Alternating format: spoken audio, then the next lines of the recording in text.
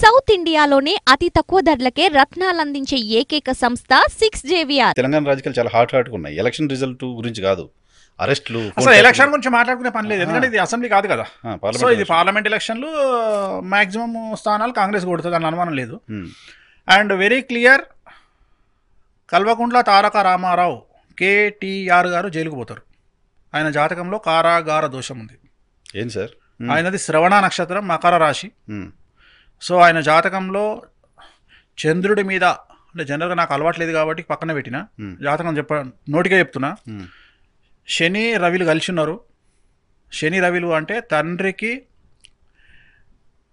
తండ్రి కష్టపడి తీసుకొచ్చిన స్థాయి నుండి, అంటే తండ్రి ఏదైతే లెవెల్కు తీసుకొచ్చిండో ఆ లెవెల్ నుండి పార్టీ కిందికి పడిపోతుంది ఆయన జాతకంలో. సో కల్వకుంట్ల తారక రామారావు గారు కేటీఆర్ గారి జాతకంలో శని దృష్టి చంద్రుడి మీద ఉంది, కుజ గురువుల మీద ఉంది, కాబట్టి ఆయనకు కారాగార దోషము, కారాగార వాసము ఉంది. సో ఆయన ప్రజెంట్ ఏలినాటి శనిలో ఉన్నారు.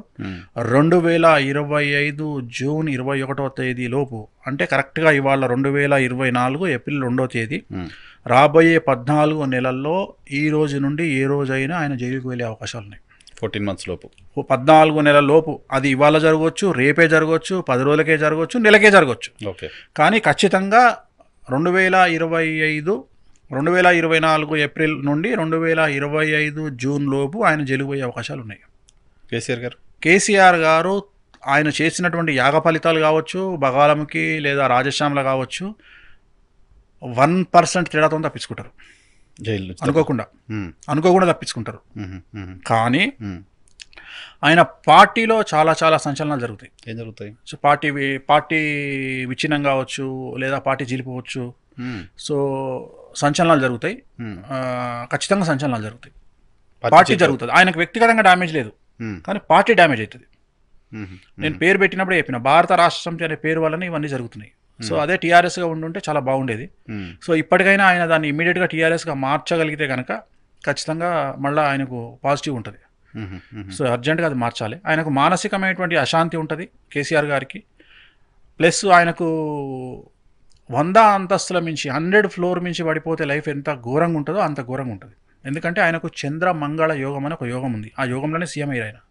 సో అదే చంద్రమంగళ యోగం అంటే చంద్రుడు కుజుడు ఎఫెక్ట్ మానసికంగా బాగా దెబ్బతీస్తుంది. అంటే ఏం లేదు, ఆయన జీవితాన్ని అంచనా వేయాలంటే 50% లైఫ్ ఒక కిరణ్ కుమార్ రెడ్డి లాగా ఉంటుంది. అంటే సీఎం అయ్యి ఎంత ఘోరమైనటువంటి ఆయన నిన్న చూస్తే బాధ అనిపించింది. ఒక స్టేజ్ మీద ఏది మన చంద్రబాబు నాయుడు గారు మొన్న బీజేపీ సభ.